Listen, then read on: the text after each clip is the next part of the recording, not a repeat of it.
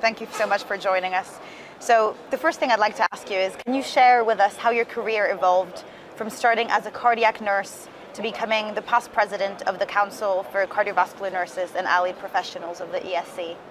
I think it's a long journey, but being a volunteer for the ESC has been an incredibly important part of my career development, and I'm very grateful for the opportunities that working with the ESC has given me. So I've started as part of the program committee for the annual congress that ACNAP run, and then moved on to becoming the secretary treasurer, and then the journey of 6 years of being president-elect, president, and now past president, which of course finishes tomorrow, but I continue in my role as ESC Patient Forum lead. So I will continue to be engaged with the ESC, and I recommend it to all of my nursing colleagues to be part of this really important organisation. It's a great opportunity to connect with your networks across Europe and to make lifelong friends.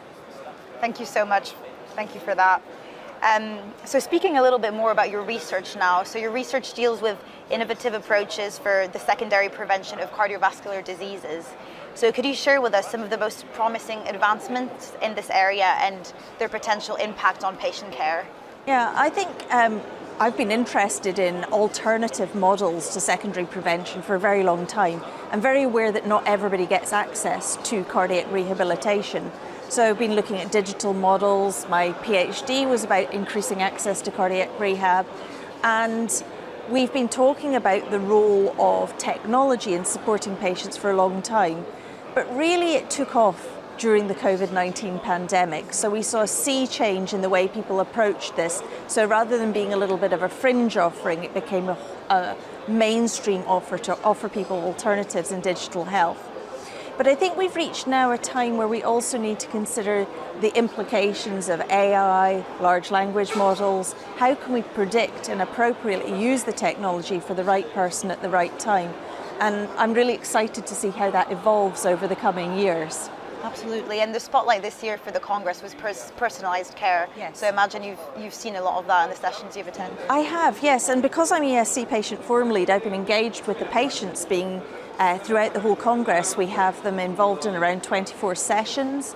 They've been part of all of the new guidelines that have been released, and we're very focused and very keen to ensure that there's a golden thread of that patient voice woven throughout the whole of the ESC, so that we can ensure that we prepare information and prepare guidelines and scientific documents that focus on patient-centred care with this idea of tailoring it to the individual and recognising the individual needs within cardiovascular care.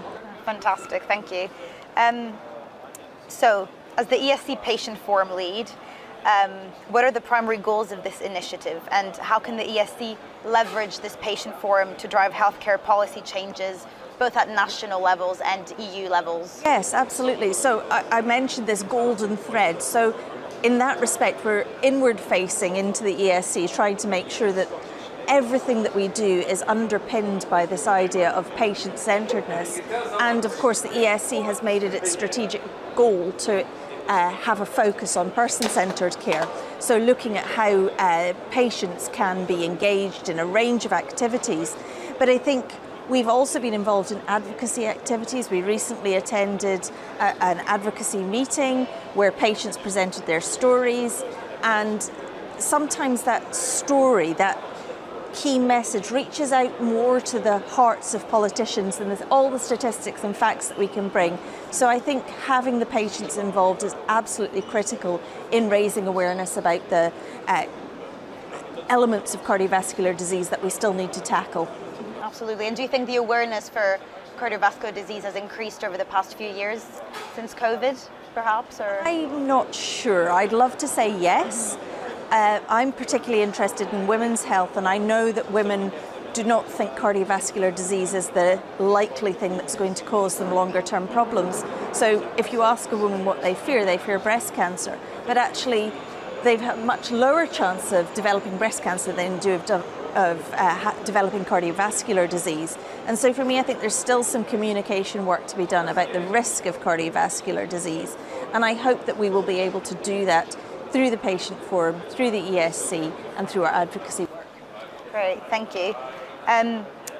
So from your various experiences in publishing and editing as well, can you tell us a little bit more about the emerging trends in cardiac nursing that you're most excited about? I think I have to say digital health because I think that's a key component. But I think we need to recognise more about the interdisciplinary team working together. We shouldn't work in silos, not just within cardiovascular care. We should be working across the spectrum of conditions that affect patients. Most patients are multi-morbid, so we need to work together. So we need to break down some of those barriers. I do think we need to provide training and education on how to incorporate digital tools, including AI, into our nursing development programs. And that, for me, is really a key challenge to us as educators, because some of us have not had the education in this space. So we've learned on the job, but we potentially could also do with upskilling. And certainly there are many people who are frightened of the way technology might potentially replace them. And I don't ever see that happening. I think there's more than enough work for us to share and to go round. We have developed a core curriculum for cardiovascular nurses and allied professionals, which is an introductory level curriculum, which aims to bring everybody across Europe up to a standard, but we would like to develop advanced curricula. And I see the role of the nurse and the allied professional really evolving and us having more opportunity to lead and develop these changes. Amazing, that's really exciting, thank you. So what would you say are your future aspirations, both in your research and in your roles, both in the ESC and CCNAP? So I guess within ACNAP, I will continue to work on the next year's programme. I'm leading other projects for ACNAP, including we hope to present a handbook on cardiovascular nursing and allied professionals, which will complement the curriculum. We're developing certification programs, we're developing exams. So I think there are lots of opportunities for me ongoing within ACNAP and for people who are coming along behind me or leading the way in new and different pathways. But I also think there is more opportunity to bring that patient voice, and I think ACNAP probably has this very strong opportunity to raise the awareness of the patient voice. We will be appointing a patient to our board for the first time within the ESC, so ACNAP will be having a patient voice, and I would like to see that replicated in other associations.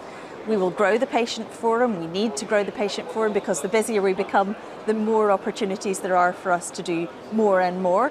And the more that the ESC becomes aware of the value of that voice, the more demand there is for us to be engaged in everything. So I think there's lots and lots of opportunities. There's always challenges, but I'm excited about those because I think it gives us a chance to try to make a change. And because I've now been engaged with the ESC for probably about 16, 17 years, I've seen a huge change over time. And I hope that change will continue and I'll be able to look back maybe in 10, 15 years when I'm thinking about retiring to say, we can see a difference. Thank you so much. And I've got one last question for you. So what would you say are some of the most anticipated sessions or highlights featured in this year's Congress, or some that have maybe particularly caught your attention? Well, so obviously I'm very excited about the new guidelines. They're always presented at Congress, they're always incredibly important and exciting, and I'm really pleased to see the emphasis on patient-centeredness coming out in the guidelines. So that is always a highlight, but I do think our digital offering is becoming greater and greater, and of course tomorrow I'm participating in a session on chatbots and how could we use them more effectively. I think the opportunities are endless. I hope we can move in a way that is commensurate with the speed at which technology is advancing, because that's always a challenge in research, is how do we evaluate something? By the time we get the funding and we go ahead and try to develop it, it's already outmoded. So we need to think in a more agile way about how we evaluate technology. But for me, I was just going to say, I think some of these things are just unbelievably exciting. Large language models, AI, the potential is absolutely enormous, and I'm really excited to see many of the presentations that will be available online, available to people to watch back. So I think it's a wonderful Congress for those opportunities. Absolutely. I can imagine the number of sessions on artificial intelligence has absolutely skyrocketed in the past few years, like never before. Yeah, absolutely. And every year that part of the program grows. So it's wonderful to be here and be part of that stream. Great. Well, thank you so much for your contributions to the field and for taking the time to sit here with us. It's a great pleasure. Thank you so much. Thank you.